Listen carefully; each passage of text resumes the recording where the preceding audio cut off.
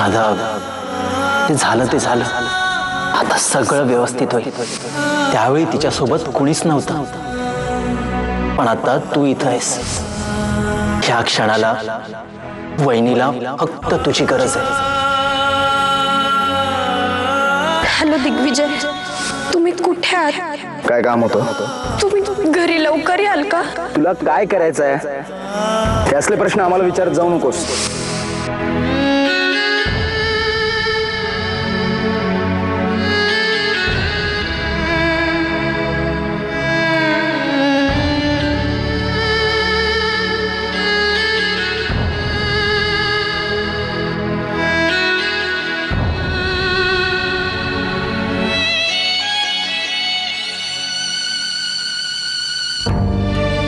दिग्विजय, तुम्ही आत्तापर्यंत माझ्यासाठी खूप केलंत, पण आत्ता तुम्ही दिलेले पैसे मी आबांच्या कार्यासाठी नाही वापरू शकत, कारण त्यात आपुलकीपेक्षा सहानुभूती जास्त आहे. आणि अशी सहानुभूती आबांना नाही आवडणार. सहानुभूती? ती सहानुभूतीच दाखवायची होती तर तिथे मुंबईत घरात राहून सुद्धा दाखवता आली असती ना ग. इथं राहायची काय गरज होती? सहानुभूतीचा किती त्रास होतो ना, माझ्यापेक्षा चांगलं कोणीच नाही समजू शकत. आणि हे बघ, माझ्या मनाला जे वाटलं ते मी केलं. मन खात असेल ना आता तुमचं? फक्त मनाला समजवण्यासाठी करताय हे सगळं, हो ना? नाही तर काल परवापर्यंत माझं तोंडही पाहायला तयार नसलेले तुम्ही आज माझ्यासाठी इतकं करताय. माझ्या मनाला नाही पटत आहे. एक मिनिट अरुंधती, मी हे सगळं तुझ्यासाठी करतोय असं तुला वाटत असेल तर तसं नाहीये. मी फक्त आबासाहेबांसाठी करतो.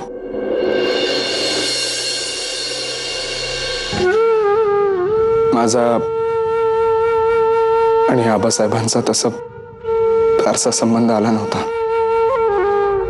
लग्नात जी भेट झाली ती तशी, आणि आता हे अशी.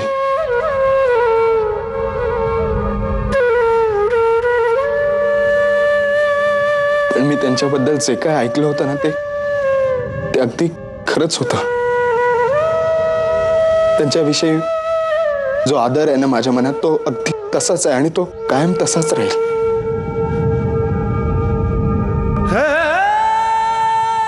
बाप गेल्याचं दुःख काय असतं हे मी खूप चांगलं समजू शकतो. आपल्याला लहानपणापासनं खांद्यावर खेळणारा, आपल्याला हवं नको ते पुरवणारा, आपले सगळे हट्ट पुरवणारा आपला बाप जेव्हा लहानपणीच आपल्याला सोडून देवाघरी जातो ना, तेव्हा त्या मनाची काय घालमेल होत असेल ना. आणि म्हणूनच मी तुझं दुःख, तुझी अवस्था समजू शकतो.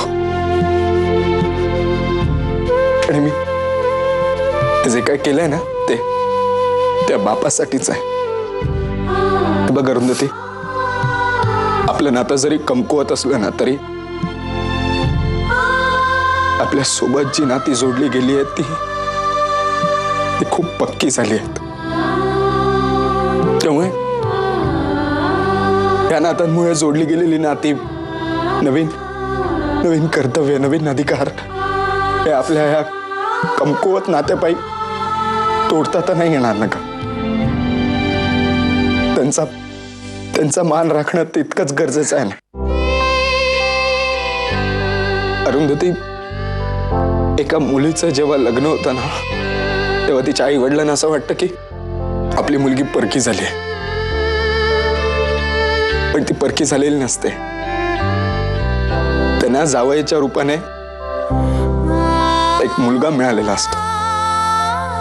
मी आबासाहेबांचा जावई आहे आणि एका जावयापेक्षा एका मुलाची जी कर्तव्य असतात ती मी पार पाडले, इथून पुढेही पार पाडत राहील. बस एवढंच म्हणायचं होतं मला. बाकी तुला जे समजायचं आहे ते तू समजत आलीच आहेस आणि आताही समजणारच आहेस.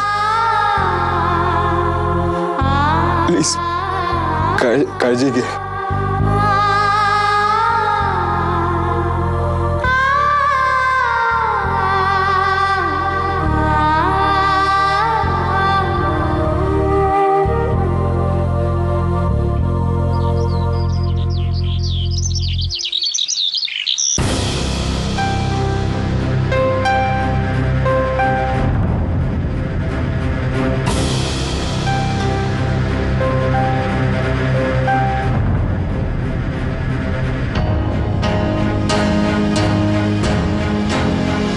अगं किती वेळ नुसतीच बसून राहिली आहेस, पटकन संपव ना.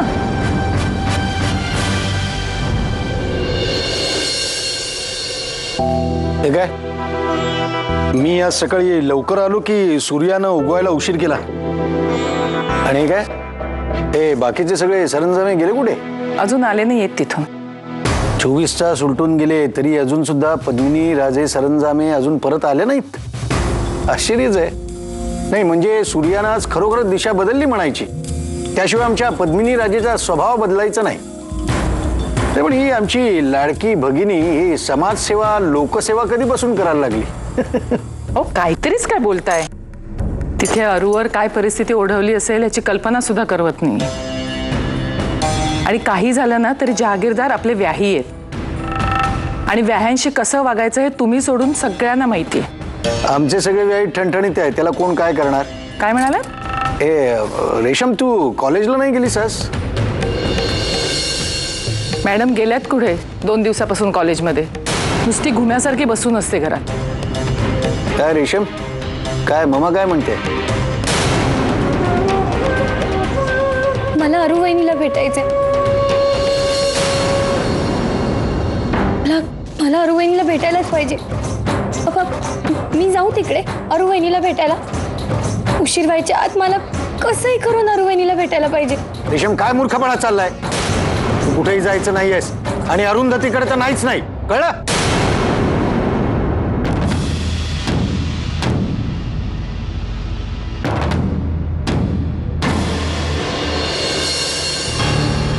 आता हे काय मध्येच?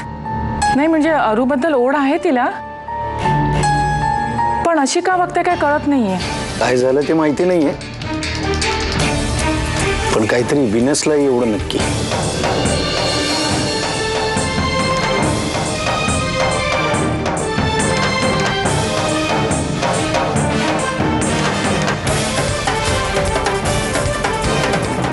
हा नमस्कार साने काका. काय एवढं महत्वाचं बोलायचं होतं? तुझ्या मुलीविषयी बोलायचंय.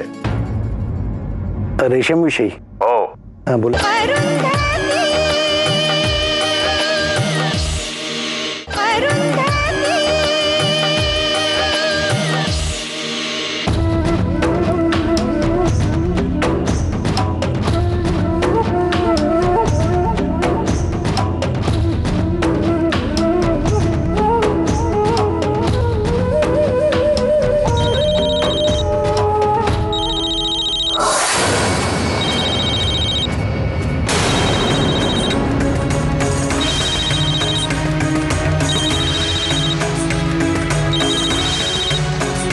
अरू वहिनी मला भेटायचंय तुला, तुझ्याशी बोलायचंय. प्लीज वहिनी लवकर ये, मला फार भीती वाटते. अधिका तिच्यावरती जरा लक्ष ठेव. हो कॉलेजला गेली नाही म्हणजे काय? बरं हे फोन घे. हॅलो, कोण बोलतंय? रेशमची आई का? हो तुम्ही कोण बोलताय? आपलं नाव काय? अगं राधिका, मी साने काका बोलतोय. विसरलीस की काय मला म्हाताऱ्याला? साने काका, कसे आहात तुम्ही? आणि फोन कसा काय केलात अचानक? चारू दत्ताला देतेस का? फार महत्वाचं बोलायचंय. हो, साने काकांचा फोन आहे. कोण साने काका? माझे मामाचे मित्र हो, त्यांना काहीतरी महत्वाचं बोलायचंय. माझ्याशी काय महत्वाचं बोलायचंय? काय तुम्ही पण? हा, नमस्कार साने काका. काय एवढं महत्वाचं बोलायचं होतं? तुझ्या मुलीविषयी बोलायचंय. रेशम विषयी? हो. हा, बोला.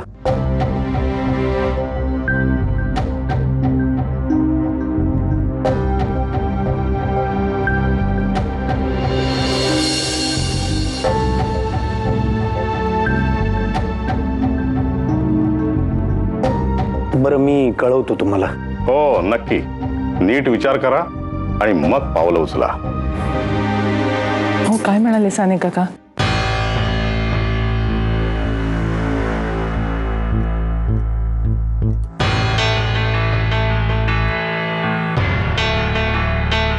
अहो सांगा ना, काय बोला.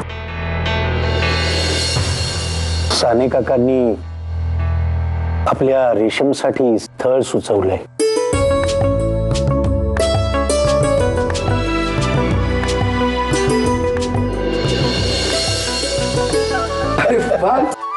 क्या बात आहे काका.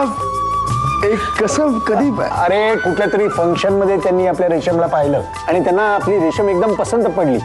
मग काय, तुझ्या मामांकडनं त्यांनी आपली सगळी माहिती गोळा केली आणि सरळ आपल्याला फोन केला. अगं, त्यांनी रेशमला मागणी घातली आहे. आपण ना रेशमचं लग्न एकदम धूमधडाक्यात करूया. अरे हो, आधी त्यांना आपल्याला भेटू तर दे. त्यांचं काय म्हणणं आहे ते आपल्याला ऐकायला नको, आणि शिवाय रेशमची पसंती नको. अहो काका, लग्नाचं नंतर बोलूया हवं तर. आधी भेटायला तर या म्हणा. हा काकू, बरोबर ना? दिग्विजय बोलतोय तर बरोबर आहे. आपण त्यांना भेटायला घरी बोलवूयाच. मी साने काकांना फोन करतो.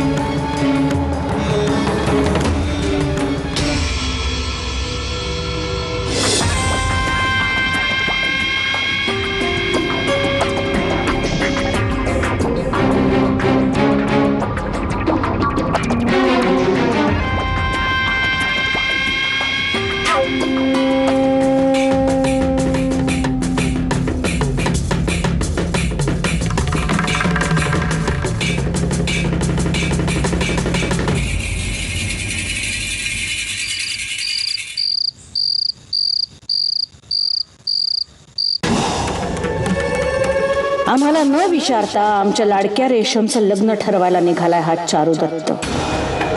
या घरात आता आम्हाला न विचारताच सगळं करायचं असा फरमान काढलेला दिसतोय कुणीतरी. नाहीतर कोणाची हिम्मत होती का इकडची काडी तिकडे ठेवायची? पण आता हिम्मत वाढतेय पद्मिनी. वाघाचं उसनं अवसान आणून तुला टक्कर देत आहेत ही माणसं, तुझीच माणसं.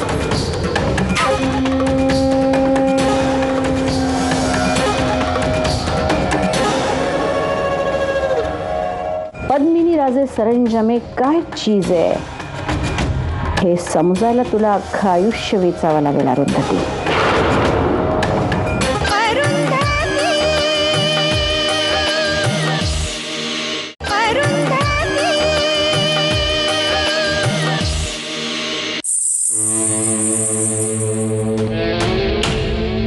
मला बोलावलंस पद्मिनी?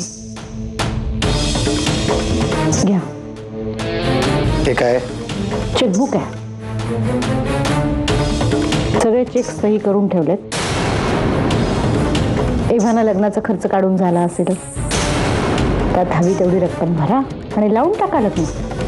लग्नपत्रिकेत नाव आलं नाही आमचं तरी चालेल आम्हाला, पण निदान लग्नाला या असं सांगायला तरी या म्हणजे झालं. तू काय बोलतेस, तुला कळतंय का?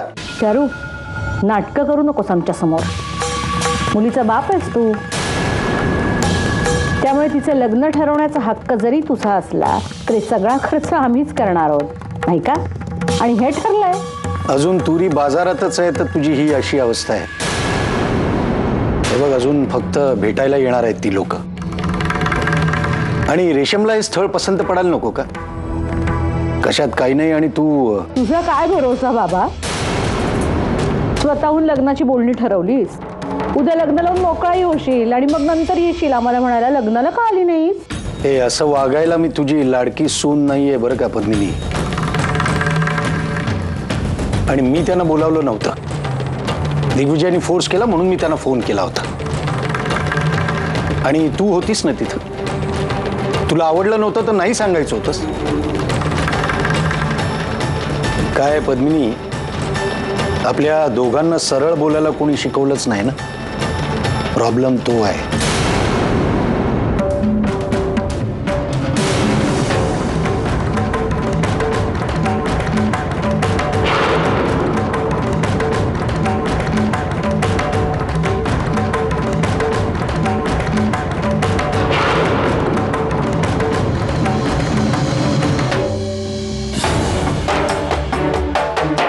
हद्द आहे. सगळ्यांनी हद्द सोडून वागायचं ठरवलंय आमच्याशी. अरुंधती काय तोंडवर करून बोलायला लागली आमच्याशी. सगळ्यांनी तिच्यासारखंच वागायचं ठरवलंय. काय हवं ते करा ना. बोलवा ज्यांना बोलवायचे त्यांना आणि करा स्वागत त्यांचं. मी काही तुमच्यात पडतच नाही. तुम्ही आणि तुमची अरुंधती मिळून करा. त्या मुलाकडच्यांचं मान पान. थोरली सून ना ती या घरची. अरे पण ती आहे कुठे इथे? ती तर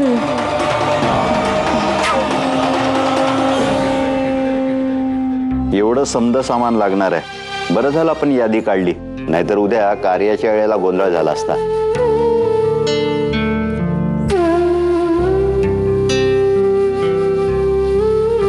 ए बुरी, काय झालं? नाही दाजी, आबांना रूढी परंपरांवर खूप विश्वास होता, म्हणून त्यांची सगळी कार्य व्यवस्थित प्रथेप्रमाणे व्हावीत असं वाटतं. चला निघायला हवं, उशीर होईल. दाजी आपण सकाळी एकत्र जाऊया सामान घ्यायला. येतो.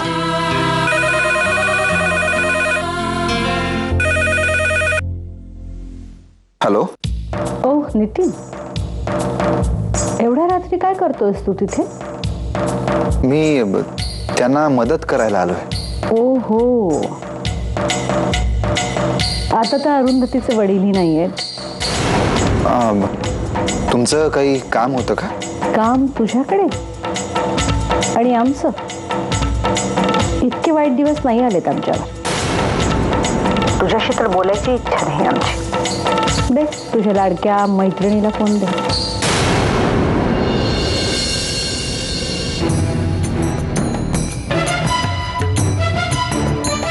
कोणाचा फोन आहे नितीन?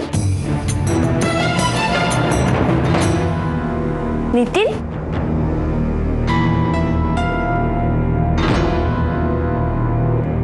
हॅलो, कोण बोलताय? तुझी लाडकी सासू. बाहेरची हवा खाऊन खूप जाडजूड झाली आहेस म्हणे. आता कायमची तिकडेच राहणार आहेस का तू? नाही ना. चला पटकन निघून या इकडे. नाही नाही नाही नाही नाही नाही, अरुंधती कसलीही कारणं चालणार नाहीत आम्हाला. सरंजामींच्या मुलीला बघायला पाहुणे येणार आहे, मग त्यांच्या स्वागतासाठी सरंजामींची सून नको का? ती जर नसेल तर कसं दिसेल? त्यामुळे कसली कारणं चालणार नाही. ताबडतोब निघून ये. आणि जागीरदारांच्या भिकारड्या मुलीपेक्षा सरंजामींची श्रीमंत सून जास्त महत्वाची नाही का?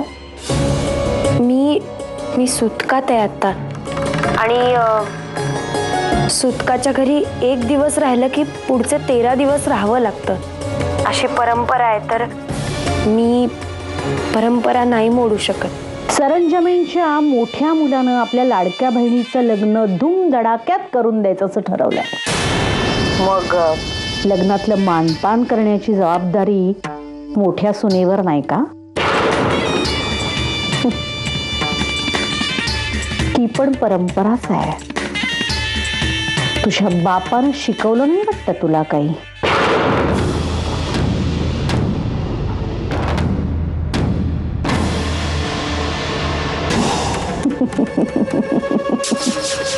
धर्म संकटात पडल्यासारखं वाटतंय ना अरुंधती? आम्हालाही हेच हवंय. असं सहजासहजी सोडणार नाही आम्ही तुला, कळलं? पद्मिनी राजे सरंजामे काय चीज आहे हे समजायला तुला अख्खं आयुष्य वेचावं लागेल अरुंधती. मुलाकडची मंडळी येण्याच्या आत आमची सून आम्हाला दारात हजर पाहिजे,